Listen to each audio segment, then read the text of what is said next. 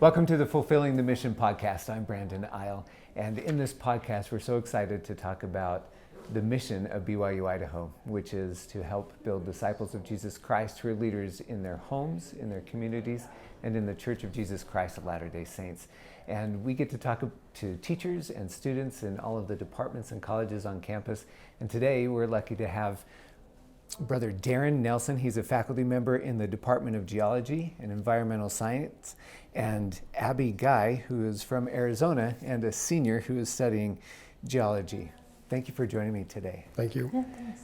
This department is so cool, and I wanted to just kind of start broadly, and then we can kind of dig into your backgrounds and what majors you have to offer. Mm-hmm. But let's start there with the majors. So I know there are three majors that the department offers. Can you tell me about those? Yes, we have the geology major, and then we have an environmental geoscience major, and then we also have the geoeducation major. So, and we also have some the GIS certificate and then some minors. Yeah, and that's a big deal. Certificates, we're focusing more on those to get students in, get some training so they can get jobs. And that's and GIS is very, very work related. It's a skill that all of our majors, if they didn't have, they probably wouldn't get hired. It's something that they absolutely need to have. So. Yeah. So these three majors and certificate, students coming in, they get to choose those, but I'm assuming there's some classes that they start with to kind of get them oriented. What is that orientation, those kind of first classes like to help them understand? So it depends on what they want to do. With the geology degree is a little bit more technical, and so that we ask them to try to come up with some math background and things like that to be able to work on them. But really the intro class that they have to take is what we call Geology 111. It's introductory to physical geology for the geologists. It's a pretty intense class for a lot of students. It kind of gets them to understand what we do, what jobs are out there in geology, and try to get them to understand how important it is for us to monitor Earth's like resources and things like that. And so that's where really the major course for that one. That's kind of gets them into the front door and gets them excited about stuff. And so, whereas the environmental geoscience one is a little bit different. It's a little bit more broad kind of one. So we actually work with the students do have courses within biology, within geology, and some other colleges as well, because it's a little bit more of a interdisciplinary kind of degree, because they can get jobs in the geosciences or even as an environmental conservationist or something like that, doing stream ecology or something of that nature. So it's kind of a more broad kind of stuff. So they also start off with 111 as well to kind of get them in the door, and then we go from there. So yeah, cool. Abby, do you remember taking that 111 class? I do, and why did you go, this is for me? So I don't know if I'm the most typical for that. I've always wanted to do geology. I've loved rocks as long as I can remember. But 111 is your first, you start learning how to identify minerals, what these are. You start learning Mohs hardness scale. That's a classic. You start learning all the plate boundaries and the physical characteristics of the Earth as a whole. And then continuing from there, you dive deep in, really. And 112, I'd also consider one of the... Yeah, it's one of the introductory ones as well. It's our historical geology. Okay. So you learn a lot about fossils and timing and just kind of get a handle on because geology is really about time a lot. And when we say, it's a long time in geology, you talk millions of years. So it's really helping you learn okay, a process, we might say it happens fast, but when we say fast, we mean 10,000 years, 20,000 years. Yeah, a lot different than I think a lot of us think about in our classes being faster. So yeah, we often need to have students to think about deep time, right? It's a change in perspective, and then our students also have to think spatially as well. So they're thinking about things in 3 dimensions and also, in reality, 4 dimensions, right? Because they have to think about what the Earth looked like at this time frame, and when did it happen, all the processes that occurred then, the organisms that lived at that time, to help them understand what the Earth was like, and then we can then use those tools to help us understand what resources are there, or what the foundation for buildings are and things like that. So we help us understand some of the geological concepts. We understand the past. We always say it's the present the past is the key to the present in a sense, right? So we can actually predict things in the future because of that. Yeah, and some of those things you're predicting, like you're not just studying rocks to study rocks. Like this is important work, from hydrology to mining to things that we're using every day. Can you talk a little bit about some of the disciplines within? Well, yeah. So, I mean, one of the big disciplines in ours is paleoclimatology. So we actually are some of the researchers who are looking at paleoclimate records to help us understand future climate and climate change, to see that. Because I mean, if you look at climate, it's a 30-year average, and so we have to look at these long time periods to see what past patterns were, right?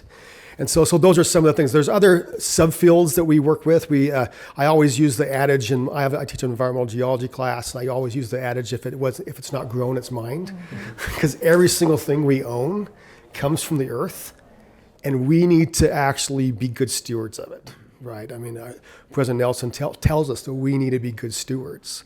And we need to take care of this earth. And so we, in our department, are trying to teach students to still get the resources that we need to have green energy, to have these be more sustainable, but yet do it responsibly, right? And so that's part of what we were trying to get students to do, is to be able to understand, how does geology and understanding of geology impact each of us? And how does, if we build a building here, is the foundation going to be actually stable enough to put that building there, right? For example, when the Teton Temple was here, they actually had to do an analysis of the ground to see what was going on, and it actually was postponed a little bit because the groundwater was too high. Oh. Yeah, the groundwater is super high. And so they had to change the way they actually did the construction based off of that analysis from geotechnicians who came in and actually analyzed the site. And so those kind of things are things that you don't ever see, as most humans on there. This building was put here, but why? How was it built, and why was it built that way? And the geoscientists are really the ones there to help the engineers and help the construction management individuals, all those individuals, to be able to understand what they need to do to make it safe for them. Yeah, and that's just one aspect of it. Yeah, there's a lot of different aspects. Going to. No, mining I'm in water, or going into water, I guess I should say. I haven't graduated yet. But I mean, like you said, if it's not grown, it's mined. We mine all our water, especially here in Idaho and most places in the world. Most of your water supply comes from the ground. And most people think, I think aquifer, I think big lake underground, right? But really, it's just a ton of sediments, so there's like loose bits with water in between. And you got to figure out where is that, and how, if you're going to build on it, how's that going to affect it? How's it going to change? Yeah, I mean, and especially in light of our current water supply problems here in the state of Idaho, right? I'm also have a hydrology background, and just trying to help individuals understand that, hey, if I draw water from here, that's going to impact my people down the road, and can we play nicely here, right? Okay, and to be able, but that impacts a lot of people's well-being and bottom dollar, right? So if we have to shut down wells all throughout this area, that's going to have a huge environmental impact, but also economic impact. And so, but law, and we have to have this integration of the science with the law and the policy to be able to mesh that all together and try to do it responsibly, right? And that's one of the big things that I always encourage students to do, is we need more of our scientists in policy and law, to actually try to get the science within the policy, because sometimes they're often disconnected. Well, laws can become very emotional. Yes. Yeah. People say, I need a thing, let's make a law. And without the science, it just won't make sense. Yeah, and we have laws like that already in the state. I mean, they used to have groundwater and surface water separated. They would have separate laws, actually, go for groundwater use versus surface water use, and they're realizing that they're interconnected, and we have to treat them that way. And that's the same thing with mining or oil or gas or any kind of resource, is that there is an environmental aspect of it, there's a community, social aspect of it, and that's the whole idea of what we call sustainability, right? Where it's that integration of social, economic, and scientific background that we have to mesh together to get that sweet spot, to be able to do it, to be those good stewards that we can. Yeah. Well, it's so fascinating to talk about this because the students, you're in the classroom a little bit, but like there are labs and then internships and capstone projects. Can you tell me about some of the opportunities students have to do this hands-on learning in the department? I'll let Abby do that. Yeah, So what are she's you she's doing kind of right in now? it right now. I would say for the start, we do a lot of field trips, right? Like the last few weeks, I did 3 field trips. Wow. And so depending on what class you're in, you either do like a 1 day, or you can go up to 2 days and have some of the higher levels, and other ones you have 3-day field trips. So you go out in the field to actually see things. We went to Moab just because for a sedimentology class, and that's a really good place for that. Or I know for historical geology, they go out to a fossil mound, they go look at fossils and all these things. And it's really a great way to quote Dr. Clayton, get your boots on the ground. Yeah. You go out and you can actually see what you're trying to talk about in class, because I mean, it's really great to know that Idaho's a basalt, right? But it's fantastic to go out and see all this thing in the actual place it's placed in, and just see what the processes look like on a grand scale. Because geology is not a classroom-sized science. Geology is large scale. Geology is, I drove 60 miles and it was all still the Book Cliffs, which are crazy deposition area. Don't worry about it. But It's like I could talk about rocks forever. But more specifically, I think what Dr. Nelson was getting at is that I have field camp, which we call like kind of our capstone, basically. So it's 7 to 8 weeks. It's 7 to 8 weeks. 7 to 8 weeks, and we go out in the field and you apply everything you've learned. We'll do mapping, we'll do fossil assemblages, we're going to look at, can you tell what structures these are? Can you say, what do you think the ages are? Because in geology, just because things on top of something doesn't mean it's older. It could be lying to you. So we're just basically applying everything we've used and learned in class in the actual field. We'll produce maps, we have presentations. I believe our final product is like a history of a specific area, or at least for every teacher, they teach different weeks, you'll have different deliverables. And we'll use GIS. We'll have our little field maps, which is kind of like a app you can map things in. Yeah. So, I mean, you're really getting your hands dirty. You're doing the stuff to help you get a job. What kind of jobs are students looking for as they go through this? So it just depends on what subfield the student wants to go in. I mean, we have students going into oil, gas, mining. And when we say oil, gas, mining, that's not just from the extraction, but that's also the environmental cleanup of that as well. Because they have to assess acid mine drainage and water quality issues and spills and things like that. So you'll work for lots of times state government agencies.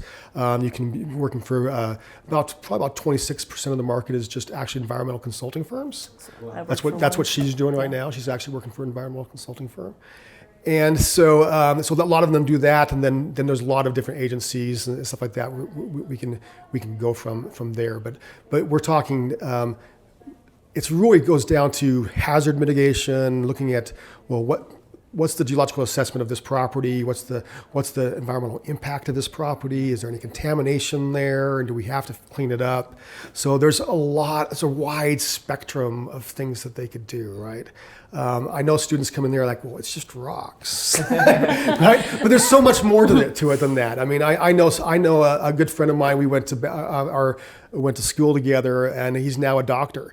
And he actually focuses on how arsenic and mercury actually impact individuals, but it's from his geology background that he got all of that, and now he's specializing in something else. So it's a really good way to branch off into other careers as well, or just stay within the geosciences themselves. Because it does give you a really broad base. Like I've had to take physics, I've had to take chemistry, I've had to take advanced math classes. You have to take, of course, the humanities and everything, but you get a really just broad look at most of the sciences, because all of them come together to create the Earth, because you can't have the Earth without physics or chemistry or anything. Yeah. So it's a very multidisciplinary field.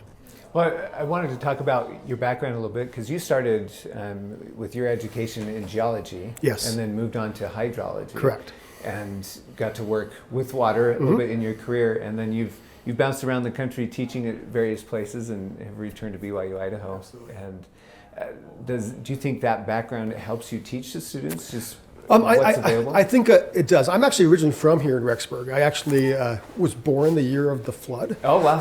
Tells you might tell your audience how old I am, but that's what really got me excited about it. I mean, I would hear stories from my parents and what happened with the flood and how their house got destroyed and all those kind of things, and that's what got me excited. And I had an awesome scoutmaster who took us everywhere and just.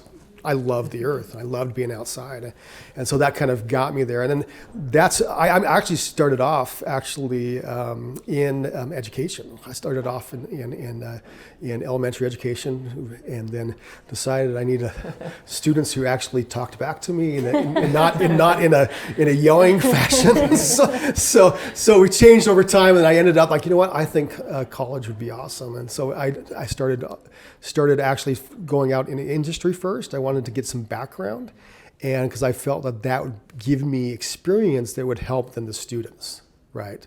So I did consulting for a couple years here in Idaho, worked for a Water Research Institute group here in Idaho, and also worked for the INL for a little while. And so all within just small little like graduate fellowships when I was getting my graduate degree, kind of working on that. And after my graduate degree, I worked as a consultant for a while.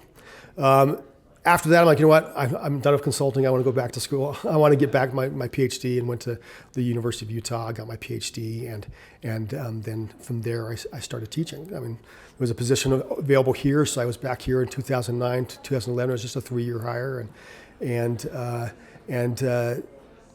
decided to move on for a little bit, and then kind of came full circle, right? And so to come back here, and I've loved it here since. This is actually my first year back, so it's been pretty good, and I love the students, and it's great. Yeah. Well, Abby, as you've had classes from different teachers, how's their experience help influence you and the direction you're going? I think it's been really great to see the passion, because every teacher I have is very passionate about their subject. Like, Dr. Showbloom, like our department chair, she's a volcanologist, and she loves it. She's so passionate about everything. Like every class, if there's something somewhere erupting, she'll put it up on the screen like, look, it's erupting, I'm so happy. She'll send out announcements with the links. Or Dr. Well, she recently retired, but she's one of my favorite teachers. No, sorry. That's okay. It's okay. I understand. Give him time. Give him a bit, yeah. But they're also passionate, and they love to bring that into the classroom. So what I love about geology is everyone I know who does geology loves it so much and is just so passionate about it. Yeah. That passion is so important in so many ways, and I think it comes out in like societies and some of the other things that the students are able to do. Can you tell me about the opportunities that students in this department can receive from the societies? So I know you're a TA and some other things. What's available, and how have you participated? Well, I know they have the Geology Society, so that one's we actually just had our closing social. They're super fun. And so we're actually a super tight-knit department as well, because we are kind of small, but everyone is super good friends because you take all the same classes together, then you end up going to like field trip and field camp and all that stuff. But they do hikes, we go look at rocks, we have a rock show and tell, which is really fun. Or the best activity we do is Bad Geology Night. Bad Geology movie night, sorry. So we'll pick a movie that like has geology as like a natural disaster, and we'll just laugh at it. So like 2012. 2020, yeah, 2020. Yeah. Was it the core? The core is terrible. The core is so funny. So, but anyways, they have fun, and they are a really tight-knit group. That's one thing about just not our department, but any geology department I've really been in. They usually tend to be because we spend a lot of time out in the field together. Yeah. And so we get to know each other really well, and kind of collaborate together very well, and it's something that might not be the same in like maybe a math class or something like that. Like, 'cause we still have those study groups, but we also are outside talking around a campfire and learning life experiences. Deeper, yeah, absolutely. Level. Even in class, you're sitting here like, oh my gosh, you're looking at this rock, and you could swear this rock looks like all the other rocks you just looked at, but you're staring at it with your hand lens and your acid, and you're just like, what do you guys think this is? And you're all just can't. It's I'm glad you struggle suffering with that too. I together. really struggle with that when I think. I'm colorblind too, so Oh, I that's see, a Dr. rocks. I'm Sheldon like, always says they are the same. every teacher I've ever had says never rely on color. Yeah, color's one of the So- worst ways to do Well, it. that makes me feel better. Then. Yeah. So, but yeah, it's a pretty tight area. Our department, actually, our geology department, is one of the larger of undergraduate departments. We have a small faculty group, but we have quite a bit of students. Now, geology is traditionally is kind of a smaller department anyway. So, Right. so we have currently around about 200 students declared in our major, about 160 something like that enrolled. It moves around all the time, Sure. right? But the thing is it's if you compare it to us to other ones, we're one of the largest in the West. Really? Yeah, and so I mean, if you look at BYU, they're and I'm not saying anything. They have a great program, but they only have about 40, 50 undergraduates. Wow. Most of them are graduate students, right? And then, so they focus more on that. And so what's nice about our department is because we have just undergraduates, us as faculty can really focus on good instruction for them and give them research or internship opportunities and stuff like that. So, for example, one of my students is now just signed up to do an internship with the water districts around here. Oh, cool. To actually look at recharge basins Yeah. and to see how recharge basins are influencing the local aquifer. Yeah. And he's doing that with me as his mentor, and then with the groundwater districts to kind of try to help us kind of get our minds around how much water we might need to be putting into it, and if the water that we're putting into the aquifer are potentially contaminating the aquifer. Because often surface water has stuff that's gone over fields and stuff like that, E. coli and stuff like that, but E. coli doesn't grow in underground because it needs sunlight. So we'll go down there and take samples from other wells around and see if it's actually being contaminated and stuff like that. But what's so cool about that is the students can have these personal experiences, right? They almost every single one of our classes have one or two TAs associated with it. When I went to school, I never had that opportunity. And they come out of the degree with so much more experience because they've taught it to others, right? Instead of just, I mean, if you think about the learning model, right? They're teaching other people, Yeah. and almost every one of our students get that opportunity at some point to be a teaching assistant, and to be able to really deep down and like dig deep into something and teach it is so much different than them just being on the other end. And so our students tend to do really well in graduate school and other things like that because of that experience, whereas other schools, they don't get those same experiences. And so it's really nice to have them.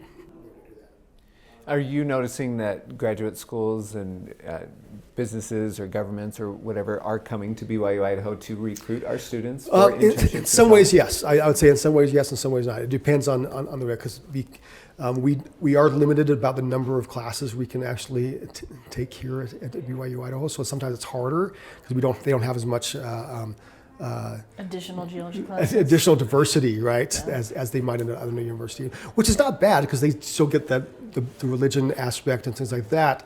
But we have had employers say, hey, we trust your students, right? And so because of their moral backgrounds and ethics and stuff like that, they tend to trust them more. And also the grad students that we usually do have tend to be really successful, because they've already had some of those research experiences, or they've already had some of those teaching experiences. So they tend to be, BYU often gets a lot of our grad students who are going there. We have 4 or 5 there right now. Utah State's another one. There's some other local ones that do as well. But we probably have about 25 to 30% of our students go on to grad school. In the geosciences, we always say that the master's degree is the more employable degree, Right. because that's where they make the good money. Yeah. So now you can absolutely still get a job at a bachelor's level, and it's still okay money, but they get their career projection like skyrockets when they start getting a master's It's that degree. ability to sign off on reports. It almost doubles sometimes. Wow. So it Yeah. depends on what field they're going into, but it can sometimes even double. So Yeah. so that's why we say that the master's is really the more employable degree for them. Abby, is that what you're looking to do, is Yeah. graduate school? So I've done my internship / I guess I'm currently still doing it. So I plan to work there after I graduate. But I plan to get my master's just because as he said, it's just more convenient and it's a lot more effective for your workplace, because as a master's you can sign off on certain things that you couldn't really. I mean, you have to get the PG, the professional geologist. Yeah, we have to get license, they have to get certificates and do that, and we try to encourage them to do that. But it's not required for some fields, but some it is. But the master's is definitely the working degree, from what I can tell. Yeah. Now, before we were recording, we were talking about one of the other experiences students can get, and that's with drones. You have a drone society, and this is such a big part of so many jobs now. I mean, it's just exploding. Can you tell me about some of the experiences students can have with that? Yeah, so I'm one of the co-mentors for the Drone Society. We have 2 mentors because our GIS, which is Geographical Information Systems. I don't know if we've ever said that. It's basically digital mapping in a sense. It's really kind of understanding how we look at things from satellite photos and from mapping sense. I mean, if you've ever used Google Maps, that's a GIS, right? Okay, it's a geographic information system, and so we are teaching students how to use those. And drones are a significant part of that because we can get imagery, we can get and 3D models and stuff like that, all from those drones. So we have a fleet of different drones in our department. We have a thermal drone, we have multispectral drones, and then we also have LiDAR, okay, and then just normal RGB kind of drones that anybody else would fly. Yeah, right? so these drones are going beyond just pictures or video from above. It's seeing so many other aspects. Yeah, we're looking at different spectrums of the electromagnetic spectrum, right? Okay, so like the thermal, we'll look at the thermal kind of radiance coming back, and then or multispectral, we'll look at how the plants or the ground absorbs that light, okay, and then bounce back to the sensor and go from there. Or LiDAR, which actually kind of is pointing a laser down to see the exact elevation of the ground. So we can get really good digital elevation models of the ground and try to do some analysis of that, like how often like maybe an earthquake actually ruptures and see the offset, or look at landslides and how they've changed over time and stuff like that. So there's a lot of ways we can use it. I've used drones before in some of my research. I've used both multispectral, just normal drones, and also thermal drones. One example is I actually use it for water resources. And we look at how groundwater and surface water interact with one another. And when groundwater comes up into a stream, sometimes it's warmer than the surface body water, and we can see those plumes coming in. And so we can actually see where groundwater is seeping into the stream based off of the temperature differences. So we've done that in a couple places around here, but I've done most of that research down in Utah with good success. And then from there, we can say, okay, well, this stretch of the river is actually gaining water. Now we can measure it to see how much it's gaining, right? Now the drones just help us say, oh, it's gaining, but we can't actually do an analysis about how much it is. There are some cool methods out there that are changing that, but it's a very up and coming field. And there's a lot of demand in the use of drones in the sciences and in industry right now, and so it's pretty sought after kind of. We have drone class, we have remote sensing classes that she's currently in right now. Took the final 4 yesterday.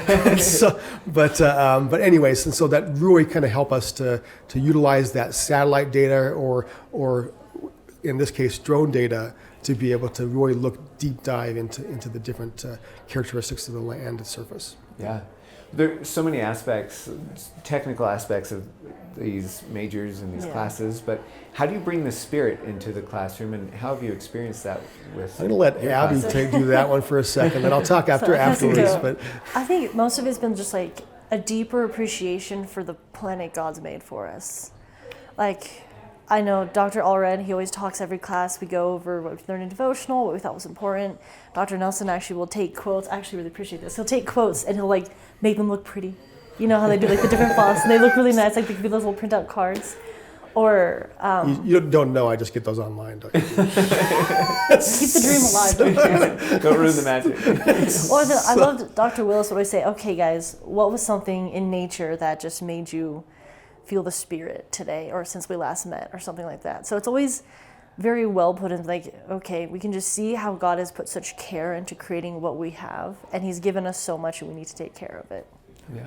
And do you find experiences like on your field trips and especially the overnight ones where you're sitting around a campfire, are you having these conversations about God and nature and these things? We do devotionals a lot when we have the overnight ones, and those are a good time. Although sometimes, it's not fire, it's just darkness. Oh, yeah. So that's actually kind of fun to get, everyone's just singing in the dark. It's a good time. Yeah, that's Yeah. awesome. So if you think about it, back in 2021, Bishop Kaze actually did a talk in General Conference about how it's important is for us to be environmental stewards, and that it's a spiritual responsibility, right? And so we try to really emphasize that in our classes, and how important it is for us to say, here, these are God's creations, and we need to treat them with respect. And we need to actually utilize them. In D&C 104, it basically tells us, right, that we are stewards, but we don't use it just to waste it, in a sense. We use it to actually for the good of man and good for the environment and those around us, right? And so we have to use it wisely. And so those, and even we had Jenica Sedgwick. She's the sustainability coordinator for the entire church. She came to campus last semester, and we invited her to here to talk to our students, and invited lots of other people to come as well. And she was talking about that the mission of the church is actually from President Nelson's talk, The Creation. I think it was back, I can't remember the date. It was back in when it was done, but he basically says that we have a responsibility for this earth. It's his creations, and we need to be stewards of it, okay, and of the people that live on it. Yeah. And so we can't just waste it, contaminate it, and cause disease and poverty to people down the road. The way we treat our planet connects us with everybody around us. And so we need to make sure we understand that these are God's creations, and we need to appreciate them. Thank you. Well, last question for both of you, and I'll start with Abby, but how is the Department of Geology and Environmental Science fulfilling the mission of BYU-Idaho? Go ahead. I think it's, especially since what we want to send disciple leaders out, right? And like Dr. Nelson was talking about, most students get a chance to be TAs, and it really helps you learn to love different people, and like, especially because like the TA in the Geology department, you don't just help the teacher, you're actually also the tutor. We don't have like tutors, so you're TA, you tutor, and you grade, and you can see how people try so hard, and you like, it's only through the grace of God that I'm able to do this and you're able to get this done. And it's just really awesome to be able to see your fellow students grow and learn. Yeah, thank you. I would say that, I mean, you think about it, we really try to get them connected with industry and with other people around it, because we want them to go out and actually be examples of Christ in wherever they go, in whatever they do. They might be just a stay-at-home mom doing GIS remotely or whatever they're doing, but hopefully they do it with strong ethics and strong moral values. They're actually seeing the earth as what it is and then treating it respectively, right? And by doing that, they can then be leaders, right? So I'm hoping that they can go and change policies, change laws, and make the world a better place for everybody involved within it, right? And that's what we're really trying to do it. But at the same time, be compassionate and help them, because it's not an easy subject. I mean, it can be very rewarding, but it's also sometimes challenging. And so we have to kind of be on that balance of trying to assist the student, but also to help them see their worth as an individual. And geology might not be it. It may be somewhere else, and so we have to kind of help them to guide them through that path. Yeah. I will say the teachers are highly supportive. I know I can go talk to any of my teachers, and they will help me get through their problem, be it scheduling, be it classes, be it the specific subject. They'll help you work through it. Yeah. Well, thank you so much, Abby Guy and Daren Nelson. It's been a pleasure having you here today. Well, thank you for inviting us. Yeah, thanks.